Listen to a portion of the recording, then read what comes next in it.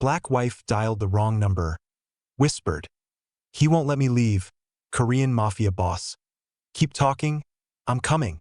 The penthouse windows were floor to ceiling, 60 stories up, with a view that used to make me feel like I was floating above the city.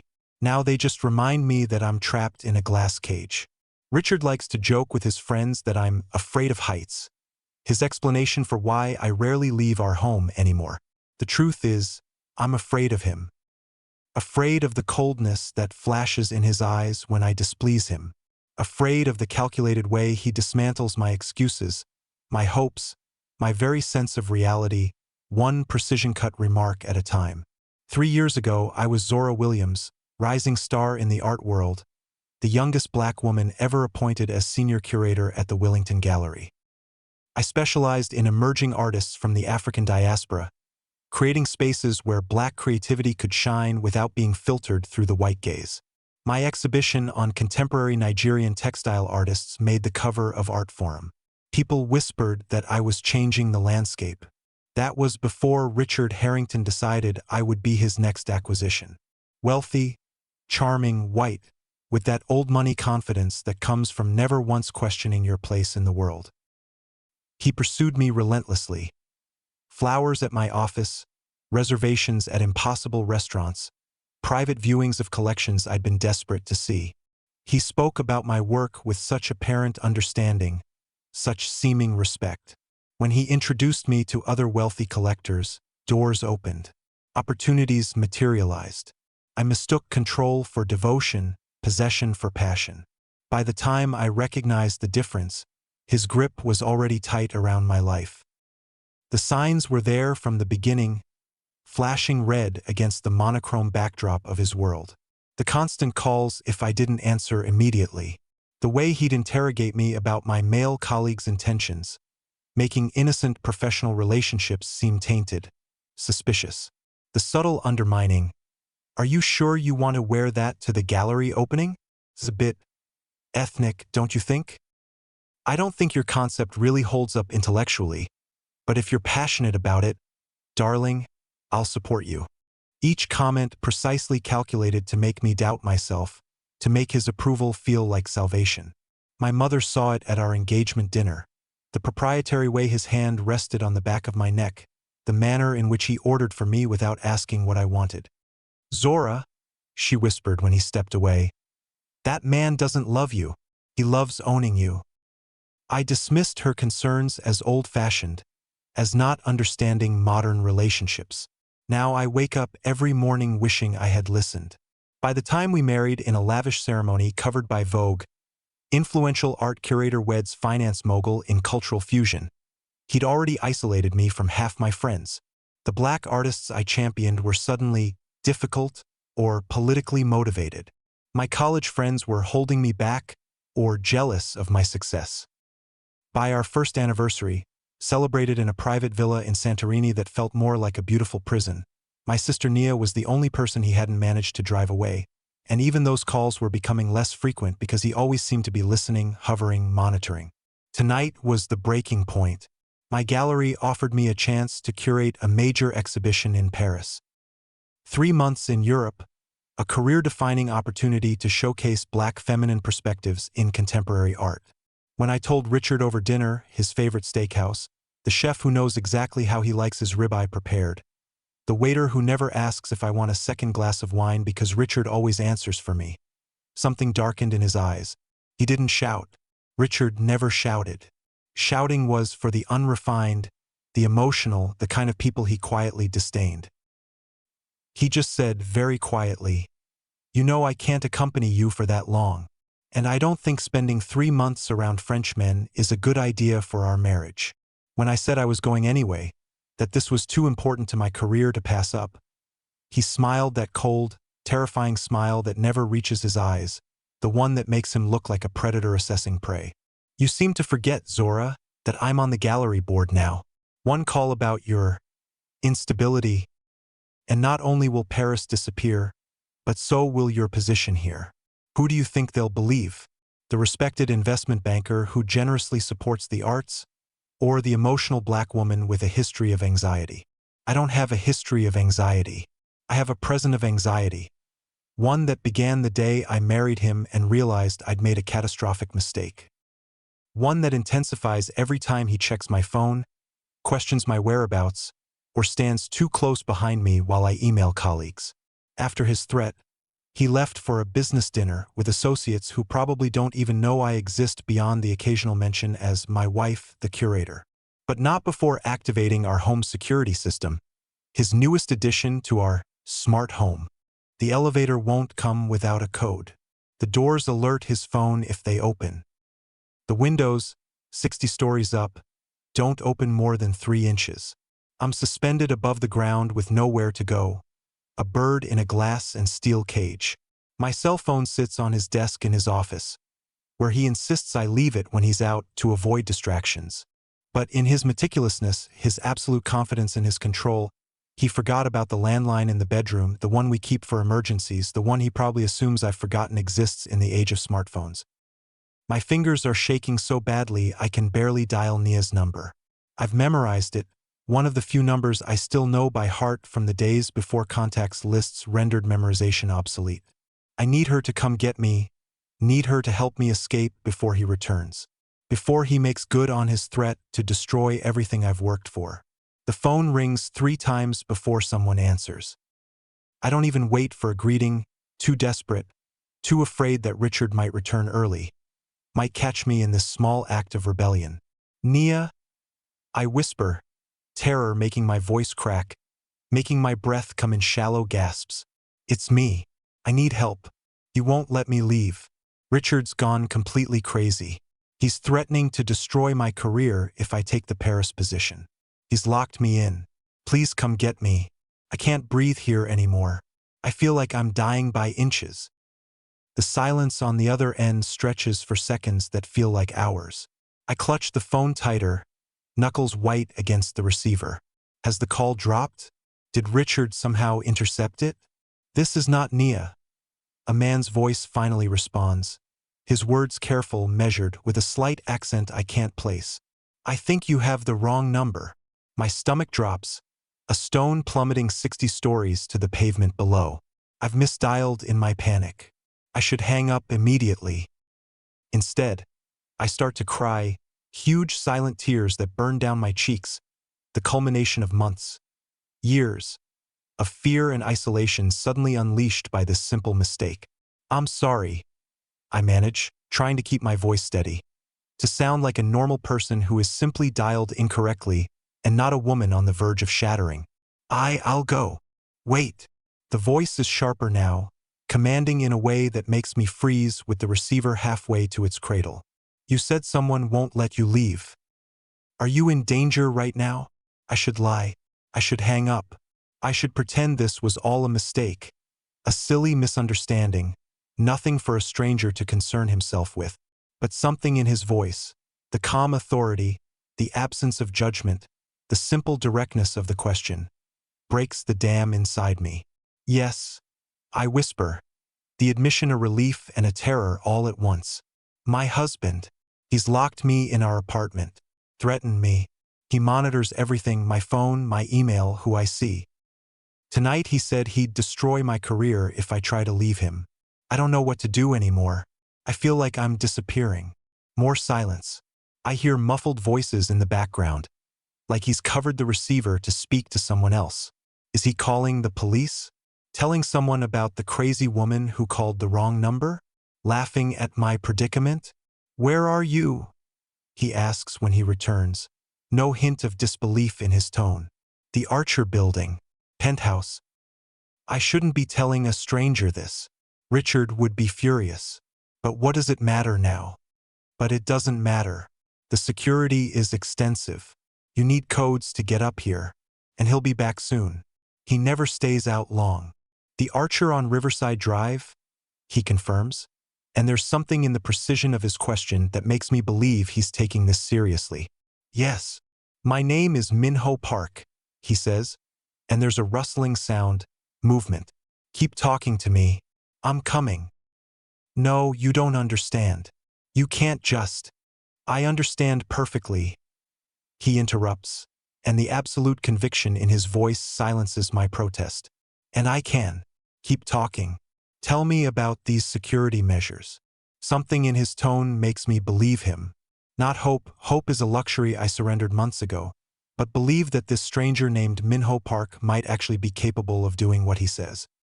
So I explain about the elevator codes, the door alerts, the security guards in the lobby who know Richard, who would call him immediately if they saw anyone suspicious. Is there anything you could use as a weapon if necessary? Minho asks, and the question should terrify me, should send me spiraling into even greater panic. Instead, it clarifies something. For the first time, someone is acknowledging the danger I'm in. Not minimizing, not making excuses for Richard, not telling me I'm overreacting or being too sensitive or misinterpreting his love. There's a fire poker by the fireplace, I say, glancing at the ornate set Richard had custom-made to match the penthouse's aesthetic. And kitchen knives. Good. Get the poker, keep it with you. How long until your husband returns? He said 2 hours. That was 40 minutes ago. Plenty of time, Minho says, and I hear the sound of a car door closing, an engine starting. Tell me your name. Zora. Zora Williams.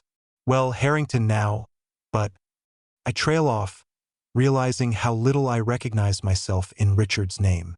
How it sits on me like an ill-fitting coat, something I've been forced to wear despite it never truly belonging to me.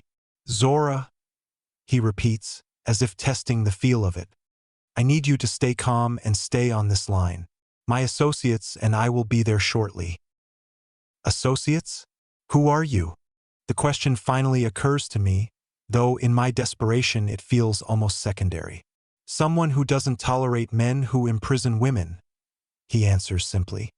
How long has this been happening, Zora? And just like that, I'm telling this stranger everything. The gradual isolation, the subtle undermining, the way Richard convinced me I was too sensitive, too paranoid, too everything until I began to doubt my own perceptions. The financial control. My name isn't on any accounts, though my salary goes directly into one he manages. The tracking of my phone. The coincidental appearances at lunch meetings with colleagues. The way he hired my assistant at the gallery, someone who reports my every move back to him. I tell Minho about the time I tried to talk to Richard's mother about his behavior, only to have her pat my hand and say, "All marriages have adjustment periods, dear. Richard just likes things a certain way." I tell him about the weekend trip to the Hamptons that turned into a nightmare when I spoke too long to one of Richard's business associates, and how he didn't speak to me for 3 days afterward, a silence more punishing than any shouting could have been. Minho listens without interrupting. I can hear the sounds of traffic through the phone, the occasional murmured direction to someone driving. When I finally fall silent, emotionally exhausted, he speaks. "None of this is your fault," he says firmly. "Men like your husband are skilled manipulators. They target strong, capable women specifically for the challenge of breaking them. They see independence as something to be conquered, not celebrated. I don't feel strong anymore. I admit, the words scraping my throat like broken glass. Yet here you are, fighting back," he counters. "We're 5 minutes away. Do you have access to the building's service entrance codes?" "I do." Richard made me memorize them in case of emergencies, by which he meant anything he might need while at work. I recite them to Minho, then add, "But there are cameras everywhere. Cameras can be managed," he says with such certainty that I wonder again who this man is. "Is there anywhere in your apartment that isn't visible from the main living area? Somewhere you could wait safely? The guest bathroom has no windows and a solid lock." "Perfect. Once we're inside the building, I want you to take the fire poker, go into that bathroom, and lock the door. Don't come out until you hear my voice." "Understood." "Yes." "Good. We're here now." I grab the heavy brass fire poker and hurry to the guest bathroom, locking the door behind me. I sit on the edge of the massive marble tub, weapon clutched in my trembling hands, phone pressed to my ear. Through it, I hear muffled conversations, electronic beeps, the sound of a door opening. Then silence. "Minho," I whisper, panic rising again. "We're in the service elevator," he replies quietly. 2 minutes to your floor. Those 2 minutes stretch into eternity. I'm straining to hear any sound from the apartment. The main elevator arriving, the front door opening, Richard returning early. Instead, there's just the pounding of my heart and Min-ho's steady breathing through the phone. Then I hear it, the faint sound of the service entrance door opening. "We're in," Min-ho confirms. "Stay where you are." Footsteps, multiple sets, moving quietly through my apartment. "Clear," a voice says in the background. "Zora." Min-ho calls out, his voice closer now. "It's Min-ho Park. We're alone in the apartment. You can come out." I unlock the bathroom door with shaking fingers, emerging slowly, the fire poker still gripped tightly in my hand. Standing in my hallway is a man who doesn't match his voice at all. I expected someone older, harder looking. Min-ho Park is perhaps in his mid-30s, dressed in an impeccably tailored charcoal suit that looks effortless on his lean frame. His face is a study in contrasts, elegant, almost beautiful features offset by eyes that miss nothing, that have seen things I can't imagine. Behind him stand 3 other men, similarly dressed, watching the room with the hypervigilance of soldiers in enemy territory. "We need to move quickly," Min-ho says. "Your husband could return at any time." "I can't just leave," I say, though every fiber of my being wants to. "He'll find me. He'll destroy everything I've worked for. My career, my reputation, they're all I have left."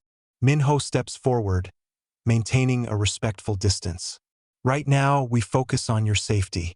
Everything else can be addressed once you're out of here. Do you have identification, medication, anything irreplaceable you need to take?" I think of my grandmother's wedding ring, hidden in my jewelry box because Richard said it clashed with the engagement ring he'd selected. The flash drive with my research for the Paris exhibition. The emergency credit card Nia insisted I keep that Richard doesn't know about. The small sketchbook where I still jot down exhibition ideas, one of the few creative outlets he hasn't managed to control. 5 minutes, I say. "Give me 5 minutes to pack." Min-ho nods to one of his men, who immediately moves to watch the main entrance. Another begins doing something to the security panel near the door, his fingers moving with practiced efficiency. "For minutes," Min-ho corrects gently. I move with the frantic efficiency of someone who has imagined this escape 1,000 times. Essentials only. The things Richard can't replace or destroy to hurt me. When I return to the living room, a small suitcase in hand, Min-ho is examining a painting on the wall, one of my favorites, a contemporary piece by a young black artist from Detroit that speaks to urban decay and resilience in equal measure. "Interesting texture work," he comments as if we're at a gallery opening and not in the middle of my escape from an abusive marriage. "It's one of the few things here that's actually mine," I reply. "I bought it before I met Richard. He hates it, says it disrupts the aesthetic of the room, but it was the one thing I wouldn't let him remove." He nods once, understanding immediately. "We should take it then." One of his men carefully removes the painting from the wall, wrapping it in a blanket from the couch with surprising gentleness. "The security system has been temporarily disabled," Min-ho informs me. "It will appear as a technical glitch, not intentional tampering. We'll use the service elevator and exit through the loading dock. My car is waiting." "And then what?" I ask, the enormity of what I'm doing finally hitting me. "I'm leaving my husband. I'm walking away from the life I've built, however compromised it's become. I'm putting my trust in a complete stranger." "And then you'll be safe," he says simply, as if that's all that matters. Maybe it is. We're halfway to the service entrance when the main elevator pings. The sound freezes me mid-step, my heart seizing. "He's back early," I gasp, terror flooding my system. Min-ho moves with startling speed, placing himself between me and the main entrance.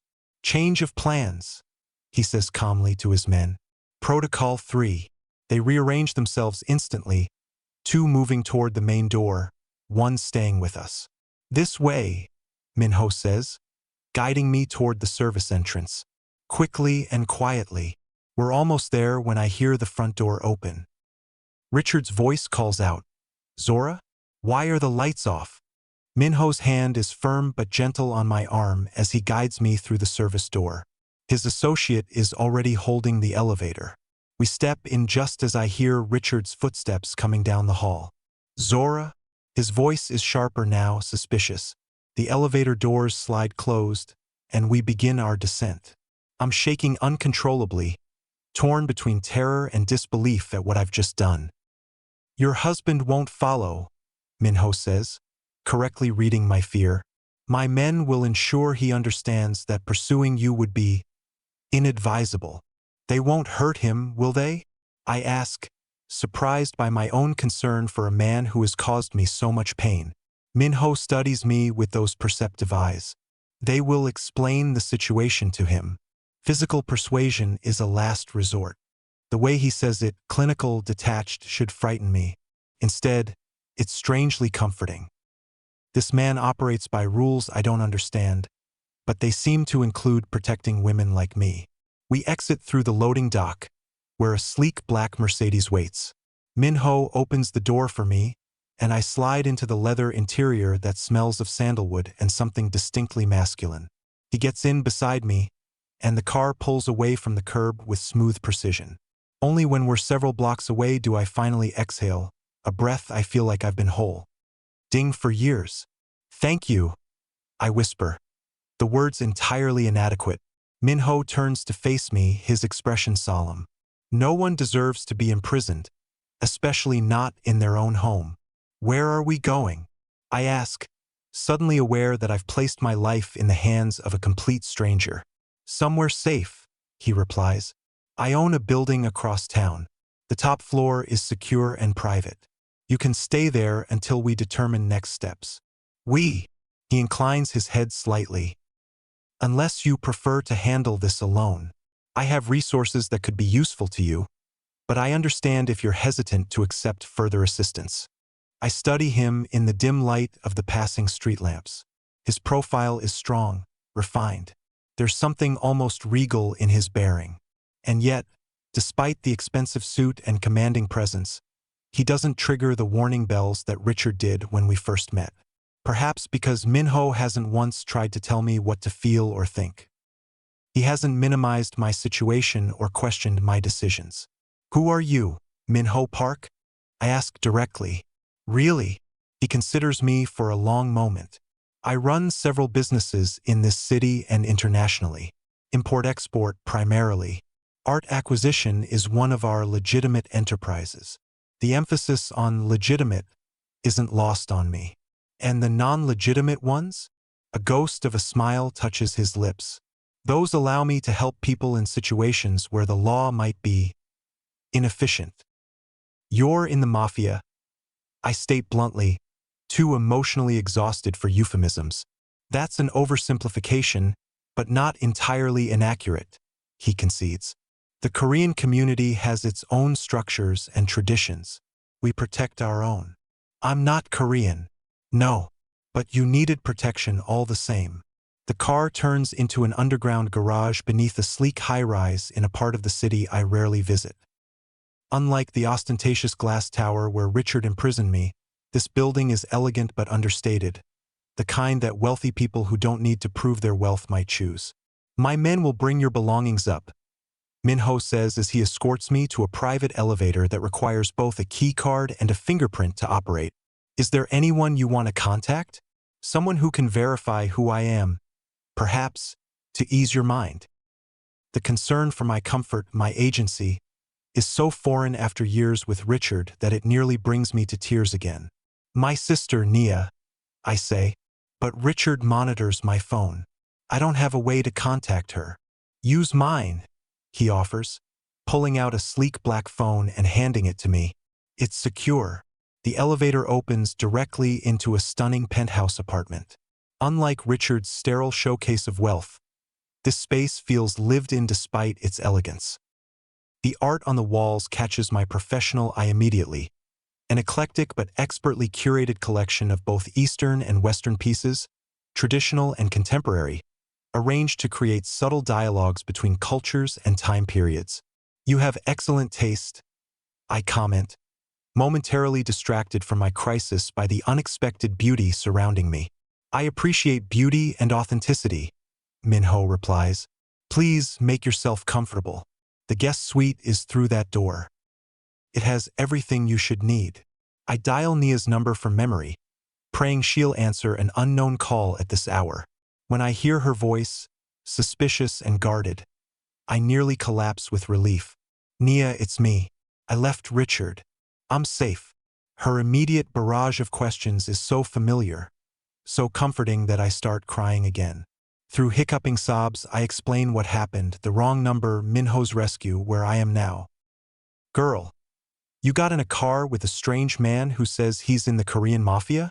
Nia's voice rises with each word. Have you lost your mind? What if he's a trafficker or something?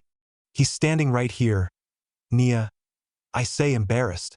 And he just risked a lot to help me. Put him on the phone, she demands. I hold the phone out to Minho, who takes it with a slight bow of his head. This is Minho Park, he says, then falls silent, listening. Occasionally he nods or says, yes, I understand, or that's a reasonable concern. After several minutes, he says, of course, I'll have a car sent for you immediately. The address is... He provides details, then returns the phone to me. Your sister is formidable, he comments with what might be respect. She's coming here. I've sent a car. You didn't have to do that. She's concerned for your safety. It's understandable. He moves toward the kitchen. Would you like tea while we wait? Or something stronger, perhaps? Tea would be nice, I reply, sinking onto a sofa that probably costs more than I make in 3 months. As Minho prepares tea with practiced movements that suggest ritual rather than mere beverage making, I try to process everything that's happened in the last 2 hours. I've left my husband. I'm sitting in a Korean Mafia boss's penthouse. I have no idea what tomorrow will bring. You're having regrets, Minho observes as he places a delicate ceramic cup in front of me. The tea inside is pale gold and smells of orchids. Not regrets, I correct. Fear. Richard won't let this go. He's vindictive. He'll come after my career, my reputation. Minho sits across from me, his posture perfect but somehow not rigid. Men like your husband rely on fear to maintain control.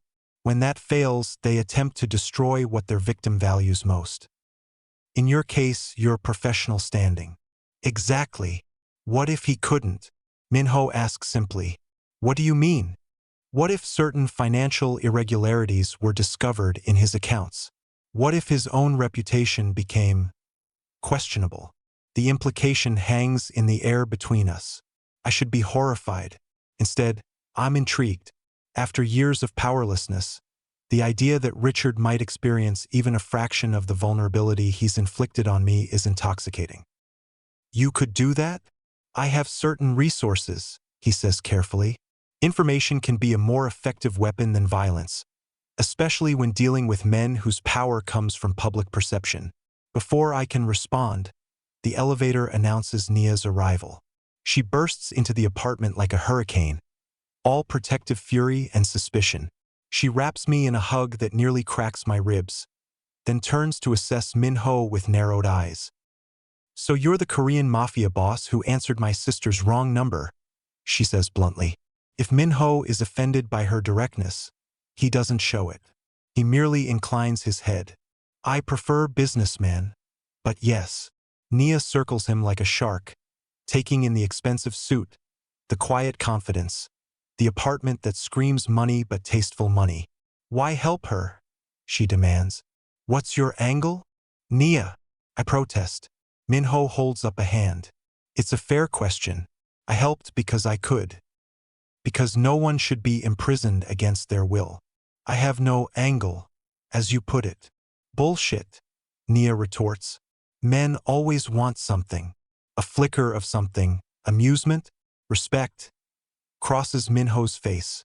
Then consider it a debt settled with the universe.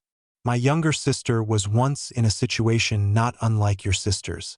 No one helped her when she needed it most. I couldn't change her past, but I could change Zora's future. The simple statement silences even Nia. We both recognize the ring of truth in his words, the genuine pain beneath the composed exterior. I'm sorry about your sister, I say softly. Min-ho's expression closes like shutters drawn against a storm. It was a long time ago. The moment stretches, heavy with unspoken histories. Then Min-ho straightens slightly, back to business. You're both welcome to stay here as long as necessary. The guest wing has 2 bedrooms. Tomorrow, we can discuss more permanent arrangements and how to handle your husband. I should call the police, I say, though the words lack conviction. Richard has friends in the department, connections everywhere. You can, Min-ho agrees, but I suggest waiting until we've secured evidence of his threats and financial control. Police take domestic situations more seriously when presented with concrete evidence rather than one person's word against another's. He's right, Nia admits grudgingly. Richard's got half the city's elite in his pocket. We need leverage. I have people who can gather what you need, Min-ho offers. Discreetly and legally, he adds, seeing my expression. Bank records, email communications, security footage from your building, all of which can be presented to the authorities. Why would you do all this for me? I ask, the question that's been burning since he first said he was coming to help me. Min-ho considers me with those deep, unfathomable eyes. Because freedom should never be a luxury. Because strength should be celebrated, not punished. Because I recognize in you something worth protecting. Something shifts in my chest at his words. A recognition. A kinship I don't fully understand but feel nonetheless. This man sees me, really sees me, in a way Richard never did.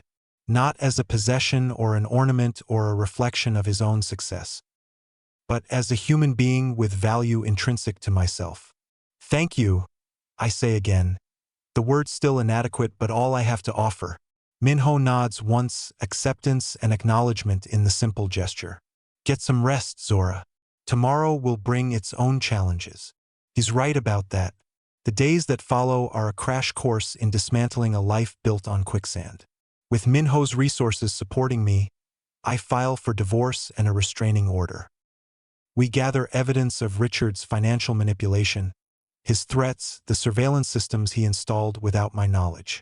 When Richard attempts to retaliate by contacting the gallery board, Min-ho is 3 steps ahead, having already met with the director to explain the situation. It turns out that Min-ho Park is more than just a mysterious businessman with criminal connections. He's a significant art collector, one the gallery has been trying to court for years. His endorsement carries weight. When he mentions that he's been following my curatorial work with interest, doors that Richard tried to slam shut suddenly reopen.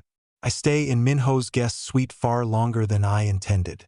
Days stretch into weeks as we navigate the treacherous waters of my separation. Nia returns to her own apartment after the initial crisis passes, but she visits daily, gradually warming to Min-ho despite her initial suspicions. He watches you, you know, she tells me one evening as we share wine on Min-ho's balcony. He's away on business, giving us the space to speak freely. What do you mean? Not in a creepy way, she clarifies. But when you're talking about art, explaining why a particular piece matters, he watches you like you're the most fascinating thing he's ever seen. He's just being polite. I dismiss, though something flutters in my stomach at her words. Zora, Nia says flatly. That man is many things, but just polite isn't one of them. He's interested in you. He feels responsible for me. It's different. Is it? She challenges. Because I've seen how you look at him too. I don't answer because I can't deny it. In the weeks I've spent in Min-ho's orbit, I've found myself increasingly drawn to him, to his quiet intelligence, to the careful way he considers every word before speaking, to the respect he shows everyone from his business associates to the cleaning staff, to the passion that flares when he discusses art or history or literature. He's nothing like Richard, whose charm was all surface, designed to dazzle and distract. Min-ho's appeal runs deeper, like a current you don't notice until it's already carried you out to sea. When he returns from his business trip, something has changed. There's a new awareness between us, a tension that wasn't there before. Or perhaps it was, and I'm only now allowing myself to acknowledge it. The Paris exhibition, he says over dinner in his kitchen. A meal he insisted on cooking himself. The Korean dishes he's prepared are complex and delicious, a testament to skills I wouldn't have guessed he possessed. Have you decided whether to accept? The gallery has reinstated the offer, with profuse apologies for the misunderstanding. Richard's influence has waned as whispers of his financial improprieties spread through certain circles, whispers I suspect Minho had a hand in starting. I'm not sure, I admit. Part of me wants to go to prove I can. But another part is afraid, he finishes when I trail off. Not of Richard, I clarify. He can't touch me now, but of leaving just when I'm finding my footing again. Just when. I don't complete the thought. Minho sets down his chopsticks, his full attention on me.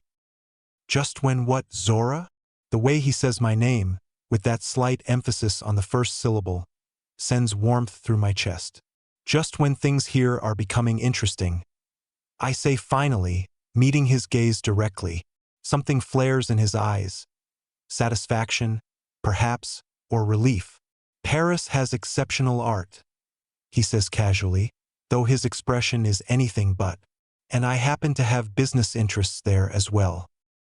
If you decided to accept the position, it wouldn't necessarily mean leaving everything behind. Are you suggesting you'd visit me in Paris? I'm suggesting that connections worth maintaining can survive distance. He refills my wine glass with precise movements.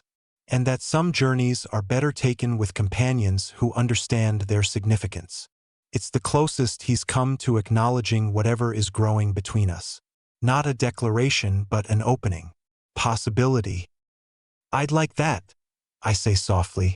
His smile, rare and genuine, transforms his face.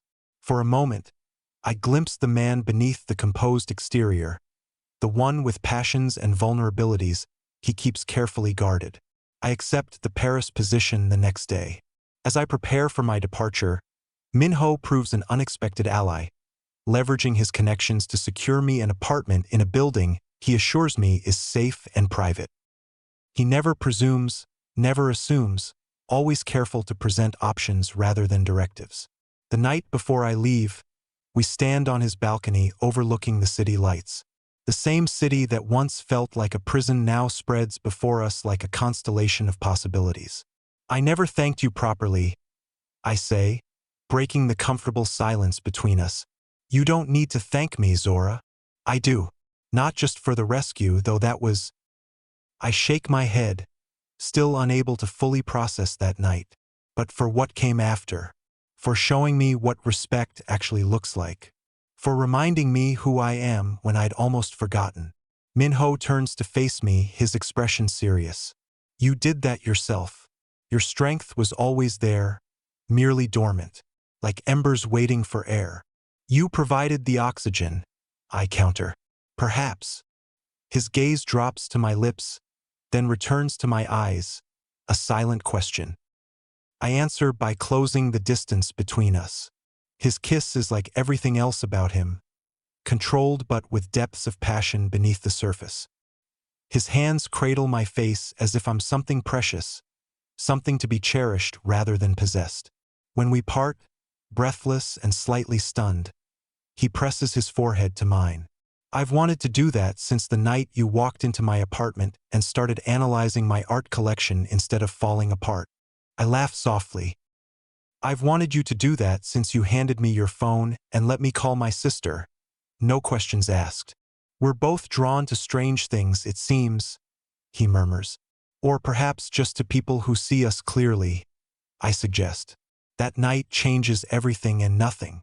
I still leave for Paris the next day, but with the certainty that I'm not leaving alone. Minho doesn't make promises of forever. He's too pragmatic, too aware of life's uncertainties. Instead, he promises honesty, respect, and to never take my freedom for granted. 2 weeks into my Paris residency, I'm working late at the gallery when my phone rings. Minho's name lights up the screen. I'm in the city, he says without preamble. Have dinner with me? And just like that, the pattern of our relationship establishes itself. Independent lives that intersect with increasing frequency and intensity. He divides his time between his various businesses, ensuring he's in Paris when I am. I curate exhibitions that sometimes feature pieces from his collection.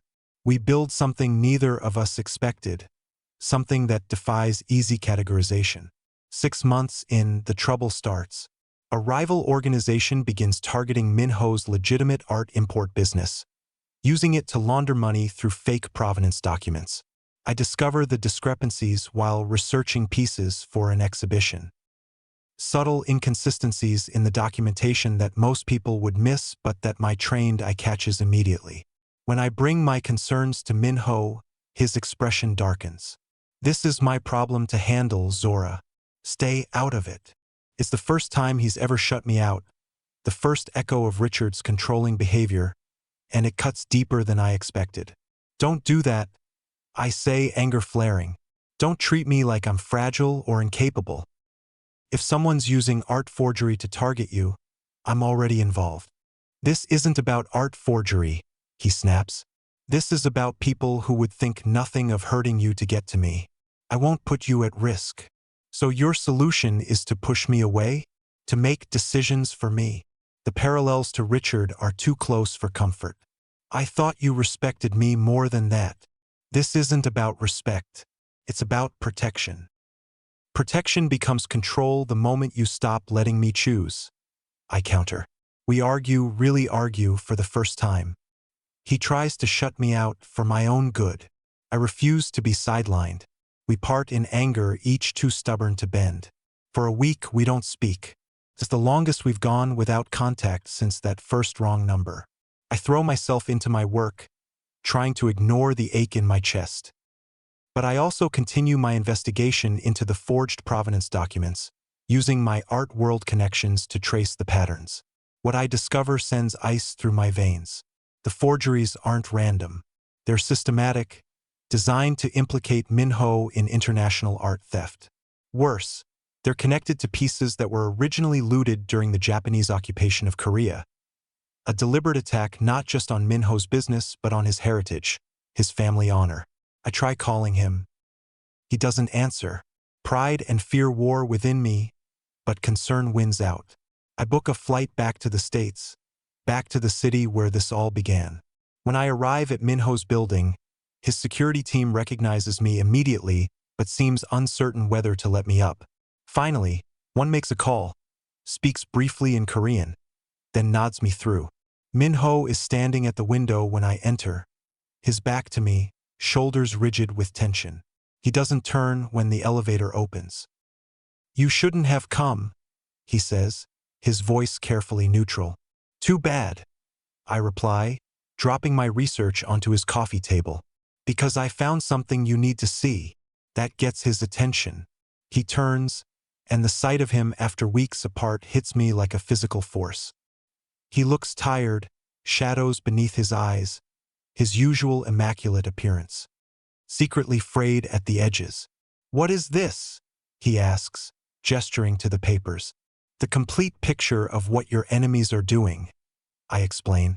They're not just using art to launder money. They're specifically targeting pieces with connections to Korea's colonial history. This isn't just business, Minho. It's personal. He scans the documents, his expression growing darker with each page. How did you get this information? I'm a curator. Researching provenance is literally my job. I cross my arms. And unlike you, I can ask questions in the art world without raising suspicion. No one thinks twice about a black woman academic being thorough. Minho looks up at me, something shifting in his expression. You did this despite our argument? Despite my attempts to keep you away from this situation? Because of our argument, I correct. Because you tried to protect me by shutting me out, and that's not how this works. Not between us. He crosses the room in 3 strides and pulls me into his arms, holding me so tightly I can hardly breathe. I was trying to keep you safe, he murmurs against my hair. I know, I reply, my arms wrapping around him just as fiercely. But I'm not safe if I'm not with you. And you're not whole if you're not with me. Minho pulls back just enough to look into my eyes. When did you become so wise? Somewhere between dialing a wrong number and falling in love with the man who answered, I reply honestly.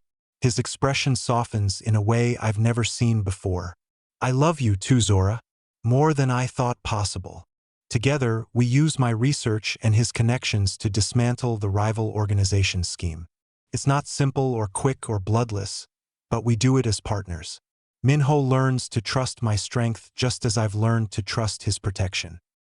Not because either of us is weak, but because together we create something stronger than either could alone.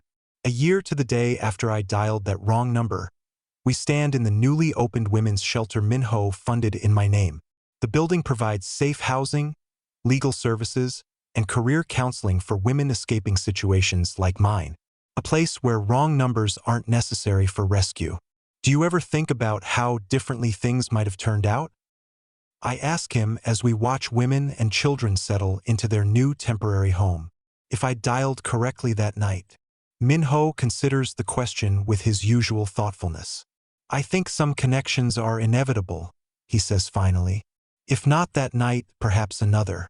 If not a phone call, perhaps an art exhibition.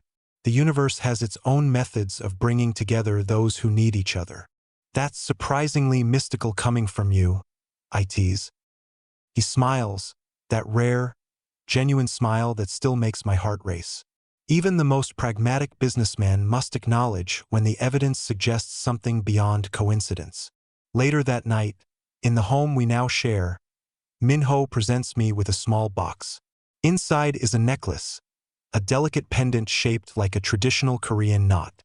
The infinity knot, he explains as he fastens it around my neck. No beginning, no end. In our tradition, it represents the interconnectedness of all things. How even apparent mistakes, like wrong numbers, I interject softly, can be part of a larger pattern, he finishes. One we can't always see when we're too close to it.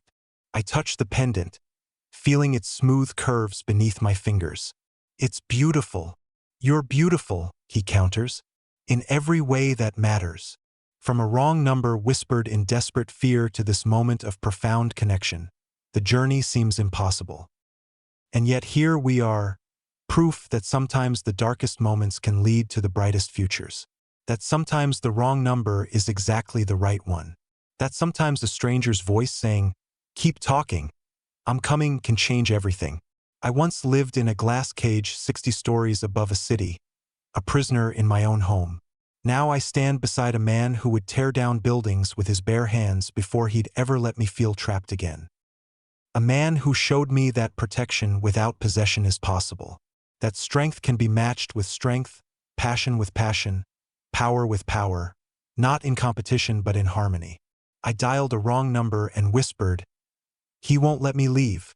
A Korean Mafia boss answered, "Keep talking, I'm coming." And in that unlikely connection, I found not just rescue but redemption. Not just safety but partnership. Not just escape but a journey home to myself. Some would call it coincidence. Minho calls it inevitable. I call it the moment my real life began.